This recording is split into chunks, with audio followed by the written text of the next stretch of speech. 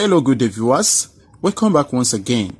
Today we have an improper integral problem. Here we have the integral from 0 to infinity of the sine function of x over x times x squared plus 1 dx, right? Please subscribe to this channel, also like, comment and share.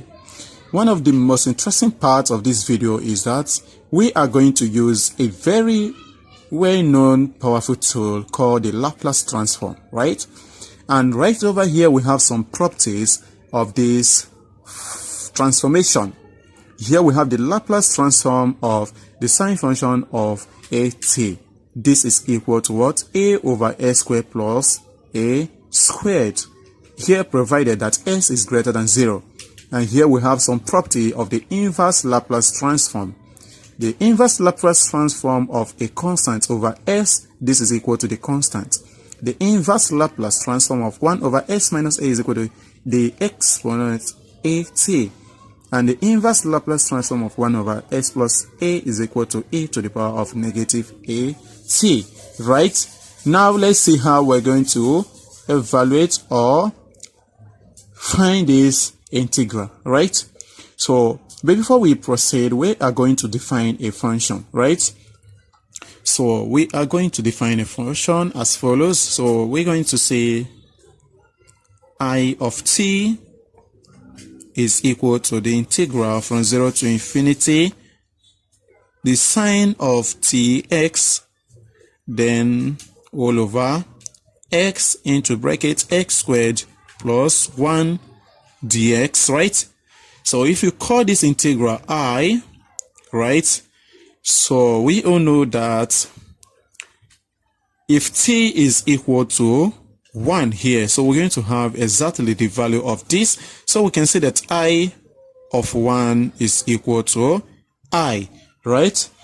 Okay, now from here we're going to take the Laplace transform of both sides. So here we have the Laplace transform of I of t is equal to the Laplace transform of the integral here, right? So that is the integral from 0 to infinity of the sine of tx all over x into bracket x squared plus 1 dx, right? Okay, so from here the Laplace transform of I of t, so here we can push it in. So here we have the Laplace transform of sine of tx, right? Then all over x into bracket x squared plus 1, then dx, right? Okay, cool. So from here, the Laplace transform of it, this is going to be equal to integral from 0 to infinity. So the Laplace transform of sine of tx, making use of this property here. So we're going to have x, then we have here all over, let's write this down here, x into bracket x squared plus 1. And here we have x squared plus s squared, right? Then dx. So this x and this s cancel out. And from here, we have the integral from 0 to infinity of 1 all over x squared plus 1 into bracket x squared plus s squared dx, right? So from here, we're going to decompose this into sums of partial fraction, right? So if you do that, we're going to have 1 over s squared minus 1. Then here we have 1 over x squared plus 1, right? Then minus 1 over x squared plus s squared. Then here we have dx. Cool, right?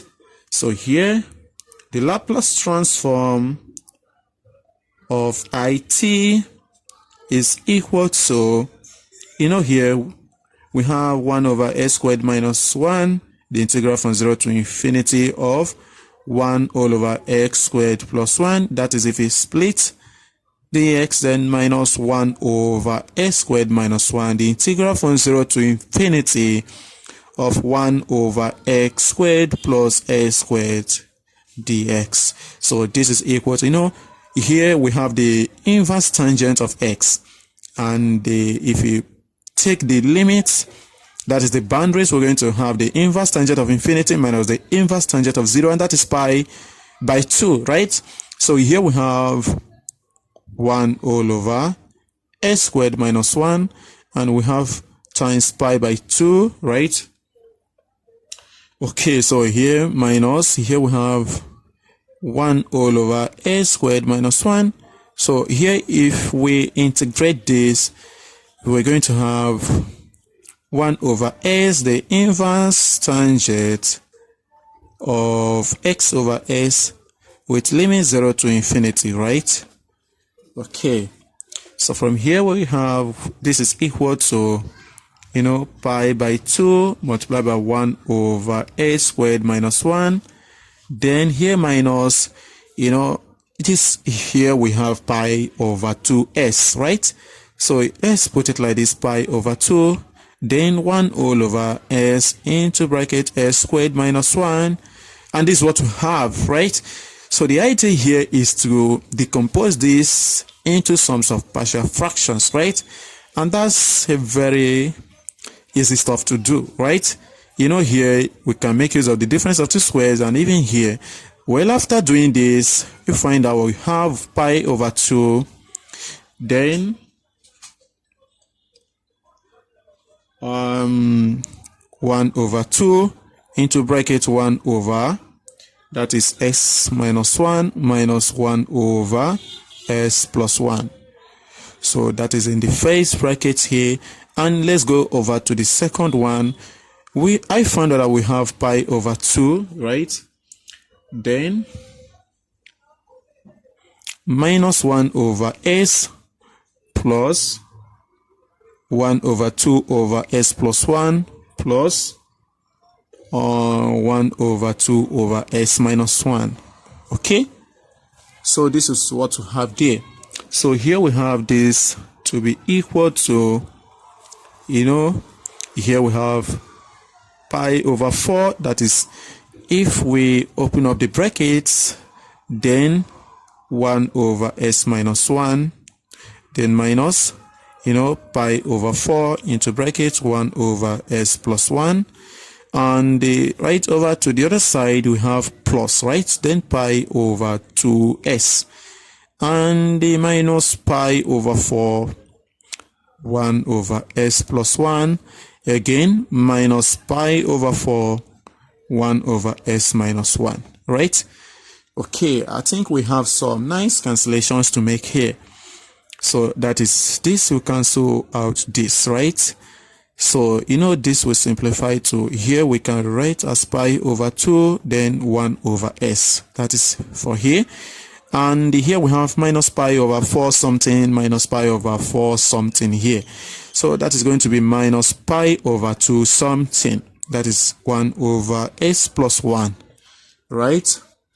Okay, so here we have the Laplace transform of it.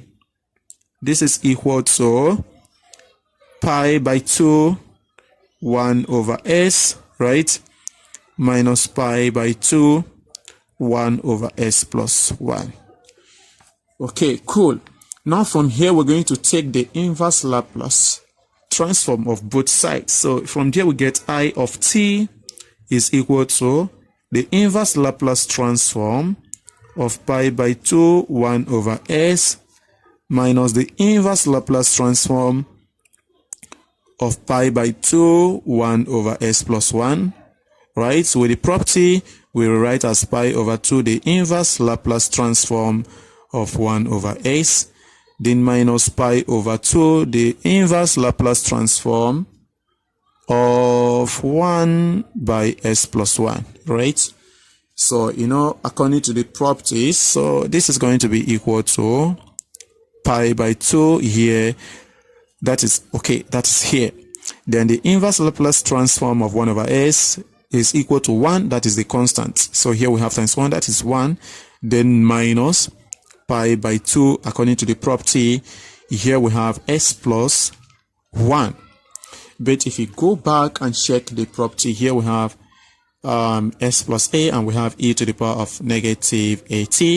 If you take a to be equal to 1, so we're going to have e to the power of negative t.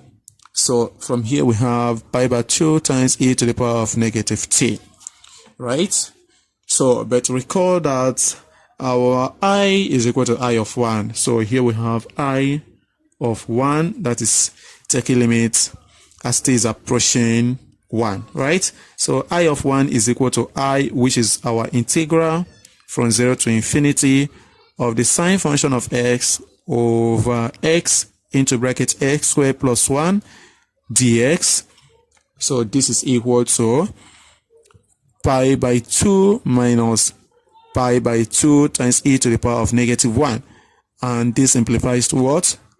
Pi by 2 minus pi over 2e. And this is the right answer. Wow. Thank you for watching. Please do well to subscribe. Also like, comment, and share. Bye-bye.